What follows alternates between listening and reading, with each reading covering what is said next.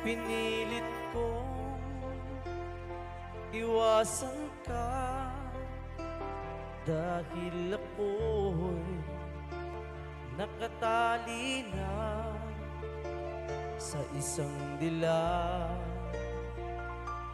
na labis. Minahal ko ng tapat at hindi magbabago kailan pa man. Ngunit habang tumatagal, sa'kin lalo kang napamahal.